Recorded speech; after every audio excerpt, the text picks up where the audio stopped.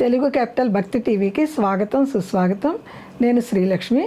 ఈరోజు మనతో సంస్కృత పండితురాలు, జ్యోతిష నిపుణులు, కవయిత్రి, రచయిత్రి, ప్రముఖ ఆధ్యాత్మికవేత్త డాక్టర్ శ్రీ కుప్ప విజయశ్రీ గారు మనతో ఉన్నారు. విజయశ్రీ గారు నమస్కారం అండి. నమస్కారం శ్రీలక్ష్మి గారు. విజయశ్రీ గారు, మనము లలిత అష్టోత్తర శతనామావళి వివరించుకుంటున్నాం కదండి. అవునండి. 25 నామాలు పూర్తి చేసుకున్నాము. 26వ నామం వివరిస్తారా? తప్పకుండానండి. 26వ నామము ఇంకా మనం స్థూల రూప వర్ణనలోనే ఉన్నాము. స్థూలం ఇంకా కంటిన్యూ అవుతుంది మనకి. అంటే ఒక్కొక్క విషయాన్ని చెప్పుకుంటూ వస్తున్నారు. అమ్మవారి యొక్క మూర్తిత్వంలో ఉన్నటువంటి విశేషాలన్నీ ఒక్కొక్కటి చెప్పుకుంటూ వస్తున్నారు కనుక ఇప్పుడు అమ్మవారి యొక్క శరీర ఆకృతి మాతృత్వానికి ఎంత అనుకూలంగా ఉన్నదన్న విషయాన్ని ఈ నామం తెలియజేస్తుంది. ఆ నామం ఏంటంటే బృహన్నితంబ విలసజ్జ ఘనాయై నమో నమః. ఒక్కొక్కసారి చెప్పండి. బృహన్నితంబ బృహత్ నితంబం అనమాట. బృహన్నితంబ విలసజ్జ ఘనాయై నమో నమః. విలసజ్జ ఘనాయై నమో నమః. ఘనంగా ఉంది. అంటే మరి మాతృత్వంతో కూడుకున్నటువంటి శరీర నిర్మాణము, అంటే మాతృత్వానికి అనుకూలంగా ఉన్న శరీర నిర్మాణము అనుకూలం. అంటే మాతృత్వం ఏర్పడినప్పుడు శరీర నిర్మాణం ఎలా చక్కగా దానికి అనుకూలించి ఉంటుందో దాన్ని బట్టి ఆ మాతృత్వానికి అంటే మాతృత్వం కలగటానికి అవకాశం ఎక్కువ ఉంటుంది. అందుకని బృహన్నితంబం అంటే అసలుకి బృహత్ రూపమే కదా అమ్మవారిది. అమ్మవారిది బృహత్ రూపమే. అందుకని బృహత్ రూపంలో ఉన్నటువంటి అమ్మవారు విశ్వమాత, ఆ విశ్వరూపిణి కనుక ఆవిడని ఒక్కొక్కసారి అతి కోమలంగా వర్ణిస్తారు, ఒక్కొక్కసారి ఆవిడ యొక్క విశ్వరూపం కూడా వర్ణిస్తారు. ఆ బృహన్నితంబం ఏంటంటే ఆవిడ యొక్క వెనక భాగము చాలా విశాలమైనదిగా ఉన్నదట. అది విలసత్. అది కూడా ఎప్పుడు కూడా అమ్మవారి విషయంలో విలసత్ అనే మాట, లసత్ విలసత్. అవునండి. లసత్ మనకు మొదట్లో వచ్చింది, చాలా వచ్చింది, చాలా పర్యాయాలు. అందుకని ఇక్కడ విలసత్ అండి. ఇంకా విశేషమైనటువంటి కాంతి. విశేషం వి ఎప్పుడు వచ్చినా అది ఇంకా ఎక్కువగా అధికంగా ఉన్నట్టు లెక్కను. విశిష్టమైనటువంటి కాంతి, విశేషమైనటువంటి కాంతి అలా వస్తుంది. విలసత్ ఘనాయ నమః. అంటే బృహన్నితంబ విలసత్ ఘనాయ నమః. విలసత్ అంటే అది కూడా ఏంటి, ఆ బృహన్నితంబం ఉండే ఎలా ఉందంటే అది విలసిల్లుతూ విశేషమైనటువంటి కాంతితో చాలా ఘన రూపం ధరించి ఉంది. ఘనము అంటే మనం ఇక్కడ ఎలా తీసుకోవాలంటే, ఒకటేమో చక్కటి గంభీరమైనటువంటి విషయం, రెండోది ఏమిటంటే ఘనము అంటే ఎప్పుడు కూడా కష్టానికి ఆగగలిగినటువంటి విషయం. అది ఘనంగా ఉన్న అంటే ఈ పదము తెలుగులో మనం ఘనం అంటే గ్రాండ్ అన్న పదానికి వాడుతున్నాం. చాలా ఘనంగా చేశారు అంటారు. అది ఘనం అంటే మనం అది ఆడంబరానికి వాడుతున్నాము, కానీ తెలుగు పదాలకి అంటే కొన్ని మనం వ్యవహారికంలో వేరే అర్థంలో వాడేస్తున్నాం. నిజానికి ఘనం అంటే చాలా ఒత్తుగా, ఘనమైనటువంటి కురులు అంటారు, ఒత్తుగా ఉన్నటువంటి కురులని. అది ఘనం అంటే చాలా థిక్గా ఉండటం అన్నమాట. అయితే అంటే ఒత్తిళ్లను తట్టుకునేంత శక్తి అన్నట్టు. ఒత్తిళ్లను తట్టుకునే శక్తి మీరు కరెక్ట్ పాయింట్ చెప్పారు. ఒత్తిళ్లని తట్టుకునేటువంటి శక్తి ఆ బృహన్నితంబంకు ఆవిడ యొక్క వెనక భాగానికి. ఎందుకంటే గర్భధారణ తర్వాత ప్రసవానికి ఎంతో ప్రసవ వేదన పడుతుంది స్త్రీ. ఆ ప్రసవ వేదన పడటానికి అనుకూలంగా ఉన్నటువంటి బృహన్నితంబ విలసత్ ఘనాయ నమో నమః. దానికి తగ్గట్టుగా అంటే అమ్మవారిని సౌందర్య రాశిగా మనం చెప్పుకుంటాం కనుక ఎక్కడా విలసత్ అని వస్తుంది, అంతవరకు బాగుంది. కానీ ఘనాయ నమో నమః ఎందుకన్నారంటే ఆ ప్రసవ వేదన పడేటప్పుడు శరీర ఆకృతి కూడా దానికి తగినట్టుగా ఉంటే ఆ ప్రసవ వేదన అంతగా బాధించదు. అంటే శరీర నిర్మాణం ఎలా ఉండాలంటే స్త్రీకి అమ్మవారు దానికి కూడా మనకు మార్గం చూపించింది. అంటే శరీరం ఎలా ఉండాలో, శరీరం ఎలా మరి ఆవిడ అలా ఉంది అంటే ఆవిడ వియత్ ప్రసూహు. ఆకాశాన్నే ఆవిడ మొత్తం వియత్తుని, విశ్వాన్నంతా ఆవిడే ప్రసవించిన మనిషి. విశ్వమాత వియత్ ప్రసూహు. ఇంతటి మనిషికి బృహన్నితంబ విలసద్ ఘనాయై నమో నమః అని ఉంటే మరి ఆవిడ ఆకృతి ఎలా ఉంటే వియత్తుని ఆవిడ ప్రసవించిందో సామాన్య మానవులు, సామాన్య స్త్రీలు మరి అటువంటి అంశాలు ఉంటే వారికి కూడా ప్రసవ సమయంలో ఎక్కువ ఇబ్బంది జరగకుండా ఉంటుంది. ఇక్కడ 2 పాయింట్స్. ఈ నితంబాలు చాలా వివరంగా అంటే చాలా విశాలంగా ఉండటం వలన ప్రసవానికి అనుకూలంగా ఉండటమే కాకుండా ప్రసవానంతరం శిశువు పడుకోవడానికి అమ్మ ఒడే వాడికి మొదటి బడి. అంతే కదా, మొదటి బడి ఆ శిశువుకి మొట్టమొదటి బడి ఏంటంటే అమ్మ ఒడి. అది చక్కగా అమ్మవారి యొక్క నితంబం విశాలంగా ఉండటం వల్ల అటువంటి పోలికలు ఉన్న స్త్రీలకు కూడా ఒడిలో చక్కగా శిశువుని పడుకోబెట్టుకుంటే వాళ్ళకి అది చాలా మెత్తగా హాయిగా విశాలంగా ఉంటుంది. వాళ్ళకి తల్లి ఒడి గుండెలకి అత్తుకుంటే ఆ బిడ్డ జన్మ ధన్యమే కదండి.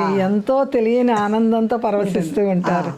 అలా ఆ తల్లి ఒడే మొదటి బడే కాదు, మొదటి గుడి కూడా అదే వాడికి. మొదటి తల్లే దేవత కదా మరి, గుడి అదే, బడి అదే, ఒడి అదే. ఆ అమ్మ ఒడి వాడికి మొదలు బడి. అన్నీ నేర్చుకుంటూ ఉంటారు. ఊ దగ్గరించి అమ్మ నాన్న వరకు నేర్చుకుంటాడు. తర్వాత ఆ అమ్మ ఎంత కష్టపడి ప్రసవించి తనకి క్షీర అమృత ధారాలని పంచి ఇస్తూ ఎంత ప్రేమని లాలిత్యాన్ని కురిపిస్తుందో తెలుసుకొని వాడికి అమ్మే దేవత. అమ్మ లేనిదే వాడు ఉండడు. ఎన్నాళ్ళని ఇప్పుడు చూడండి, పిల్లలు కూడా కొంతమంది అమ్మ కూర్చుంటూ ఉంటాం, వాళ్ళ అమ్మని విడవరు ఎన్నాళ్ళు పోయినా. ఎందుకంటే ఒడి అదే, వాడికి బడి అదే, గుడి కూడా వాడికి అదే. అమ్మ అంటే వాడికి దేవత అంతే. అమ్మ లేనిదే వాళ్ళు ఉండరు పిల్లలు. అమ్మ మాట అందుకునే కాదనరు, అసలు అమ్మ మాట అనేది కాదనరు. అందుకని ఆ బృహన్నితంబ విలసత్ ఘనాయై నమో నమః నామంలో ఆ బృహన్నితంబ అంటే విశాలమైనటువంటి నితంబాలు కలిగినటువంటి అమ్మవారు ఆ యొక్క అంశాన్ని స్త్రీలకు కూడా ఇచ్చింది. అంటే స్త్రీలందరికీ ఇచ్చిందని మనం చెప్పలేము.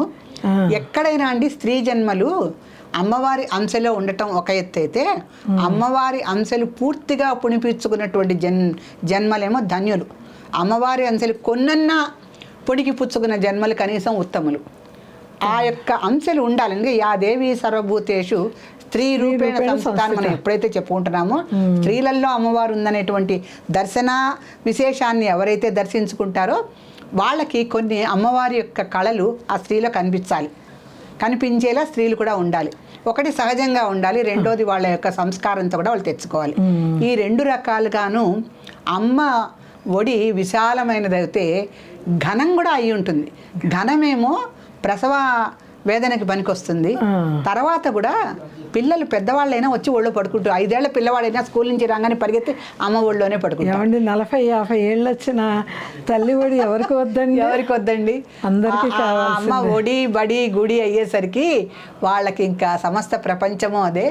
దాంతో ఆ పిల్లవాడు వచ్చి గబుక్కున మనకి శాకుంతలంలో చెప్తూ ఉంటారు, అభిజ్ఞాన శాకుంతలంలో మలిన వస్త్రాలు అవిగా ఉండేట శకుంతల ఎప్పుడు.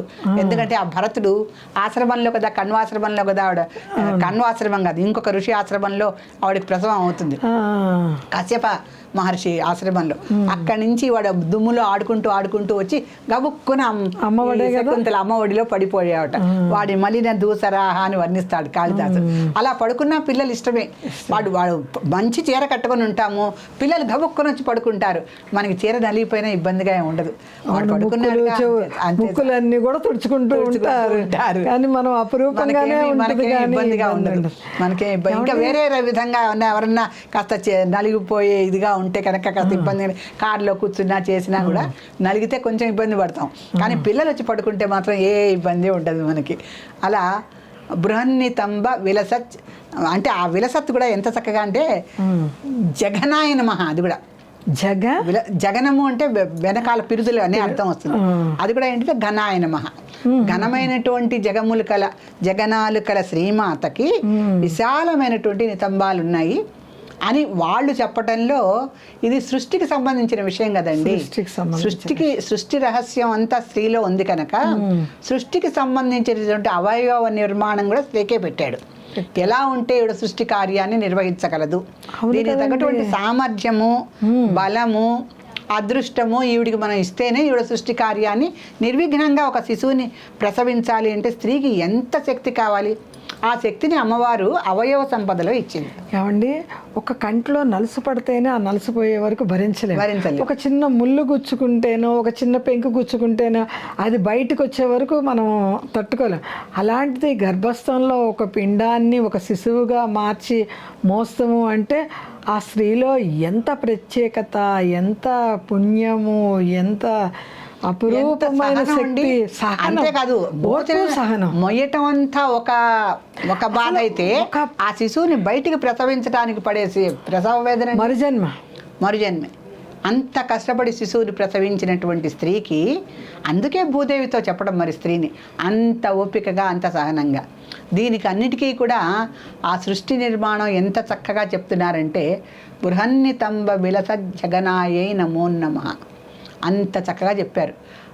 ఆ యొక్క ఘనంగా ఎందుకుంది అంటే, బలిష్టంగా ఎందుకుంది, ఘనమైన ఇది విశాలంగా ఎందుకుంది, అది ఉండటం వలన సృష్టి నిర్మాణం ఎంత ఇది సులభంగా జరుగుతుంది.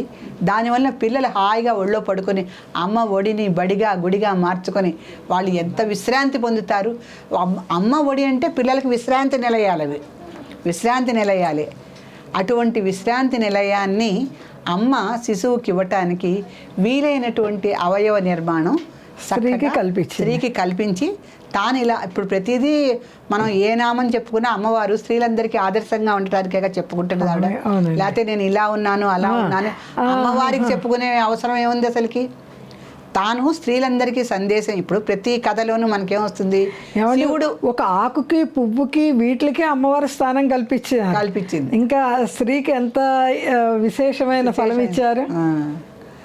సో అందుకని ఆ రకంగా స్త్రీ యొక్క విశ్రాంతి కేంద్రము, విశాలమైనటువంటి ఒడి ఎలా ఉంటుందో దానికి తగ్గ అవయవ నిర్మాణాన్ని అమ్మవారు తనలో పొందుపరుచుకొని మనకి కూడా ఇలా ఉండాలి అని సూచిస్తోంది. ఇలా ఇప్పుడు మనం ఇప్పటి కాలంలో మనం ఈ నామం చెప్పుకుంటున్నాం గనక ఈ రకమైనటువంటి అవయవ సంపద కలిగి ఉండటానికి 3 రకాలైనటువంటి కారణాలు ఉంటాయి. ఒకటి జన్మతః వచ్చేది, రెండోది సంస్కారం కొద్దీ వచ్చేది, మూడోది ఏంటంటే ఆరోగ్యం కాపాడుకోవటం బట్టి వచ్చేది. ఇవన్నీ కూడా ఉన్నప్పుడు ఆ బృహన్నితంబ విలసజ్జగనాయే నమో నమః అన్న నామాన్ని స్త్రీలు కూడా పుణికిపుచ్చుకొని వాళ్ళ యొక్క వివాహ బంధంలో తర్వాత జరిగే మార్పులన్నిటిని కూడా అనుకూలంగా స్పందించగలుగుతారు. వాళ్ళకి కొంచెం అంటే ఎటువంటి ఇబ్బందులు లేకుండా పిల్లల్ని హాయిగా పెంచుకోగలుగుతారని ఈ నామం తెలియజేస్తోంది. ఇప్పుడు ఈ బృహన్నితంబ విలసజ్జగనాయే నమో నమః నామంలో ఇంకొకటి కూడా ఉందండి. స్త్రీలని వర్ణించేటప్పుడు మహారాజ్ఞి లక్షణాలు కొన్ని ఉంటాయి, రాజ్ఞి లక్షణాలు కొన్ని ఉంటాయి, మహారాణి లక్షణాలు కొన్ని ఉంటాయి. మహారాణులు ఉంటారు, అష్టరాణులు ఉంటారు ప్రతి రాజుకి. ఆ లక్షణాలు కొన్ని ఉంటాయి. ఇప్పుడు రుక్మిణీదేవికి ఉన్నటువంటి మహారాజ్ఞి లక్షణాలు సత్యభామకి లేవండి. సత్యభామకి సౌందర్యము, లావణ్యము, సొగసు అద్భుతంగా ఉన్నాయి. కానీ మహారాజ్ఞి లక్షణాలు విదర్భరాజపుత్రి రుక్మిణీదేవికి ఉన్నాయి. ఆవిడ మహారాజ్ఞి. ఓర్పు సహనము. ఇంకొకటి రాజ్ఞి లక్షణాలంటే హుందాగా ఉండాలి, ప్రతిదానికి విలాసాలను ప్రదర్శించడం చేయరు వాళ్ళు. ఆ సత్యభామాదేవి ఏంటంటే విలాస ప్రదర్శన ఎక్కువ. తర్వాత ఏంటంటే ఆవిడకి శ్రీకృష్ణుడి మీద ఉన్నటువంటి విపరీతమైన అభిమానంతో సౌందర్యంతో గెలుచుకోగలనటువంటి ఒక అహంభావం. రుక్మిణీదేవికి తులసిదళం కదండి ఆవిడ. తులసిదళంతో సమానమైనటువంటి విలువ, హుందాతనం, అటువంటి పవిత్రత కలిగినటువంటి భగవంతుడు కూడా చూడండి ఎలా మహారాజ్ఞి. అందుకే ఆవిడ ఆ మహారాజ్ఞి లక్షణాలు స్త్రీలందరి పురాణ స్త్రీలకి ఇచ్చింది. ఇప్పటి కాలంలో కొంతమంది మహారాజ్ఞుల్లాగానే ఉంటారు. అంటే మహారాజ్ఞి లక్షణాలు సాముద్రిక లక్షణాల్లో కాకుండా సౌందర్య లక్షణాల్లో ఒకటి. సౌందర్య శాస్త్రం ఒకటి మనకుంది. సౌందర్య శాస్త్రం ఉందండి. లేకపోతే కవులు ఇలా ఉంది. మరి ఈ ముక్కుని సంపెంగ పూతో పోల్చి ఆ సంపెంగ పువ్వు తపస్సు చేసి ఆవిడ ముక్కు దగ్గర అదే ఆకారాన్ని పొందుందన్నారు. మరి ఇవన్నీ ఎలా కవులు వర్ణించి చెప్పారు. ఎందుకంటే ఒక సౌందర్య రాశి అయినటువంటి స్త్రీని దర్శించినప్పుడు కవులందరికీ కూడా ఎన్నో ఉపమానాలు గుర్తొస్తాయి. మరి వాల్మీకి అంతే, వ్యాస మహర్షి అంతే, కాళిదాస్ అంతే, వీళ్ళందరూ కూడా అండి ఇప్పుడు నన్నయ్య తిక్కన ఈ కవులందరూ కూడా ఎంత అద్భుతంగా, చివరికి అల్లసాని పెద్దనండి వరూధిని ఎంత అద్భుతంగా వర్ణించాడు. ఇంత సౌందర్యాన్ని వీళ్ళు వర్ణించగలిగారు అంటే వీళ్ళు ఎంత భావన వీధిలో పొరపాటు చేశారు. వాళ్ళు భావన అంటే ఇలా చూసినప్పుడు స్త్రీ ఇది గుర్తొచ్చింది అనేటువంటి విషయాన్ని. ఇప్పుడు పద్మపత్ర విశాలాక్షి అన్నారంటే ఆ పద్మాన్ని ముందు కవి వీక్షించి ఉండాలిగా. అప్పుడు ఈ పద్మాలు ఇప్పుడు ఉపమానం ఉపమేయం అంటే కళ్ళని చూసినప్పుడు ఇహో పద్మంలాగా ఉన్నాయి అని ఒక కవి అనుకోవాలంటే ముందు ఆ పద్మాన్ని తను చూసి ఉండాలి. కానీ అమ్మవారి విషయంలో మనకి ఇటు నుంచి చెప్పుకుంటాంగా, అమ్మవారి కళ్ళు చూసిన తర్వాత పద్మం చూస్తే ఓహో ఇది అమ్మవారి కళ్ళకి దగ్గరగా ఉంది అనుకుంటారు.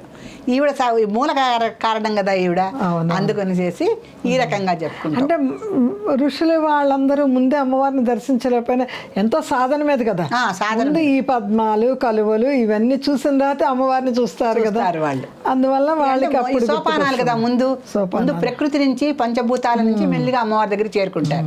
అప్పుడు అమ్మవారిని చూస్తారు ఓహో ఇలా ఉందని వాళ్ళు కొంతవరకు ఉపమేయాలు చెప్పుకోగలుగుతారు.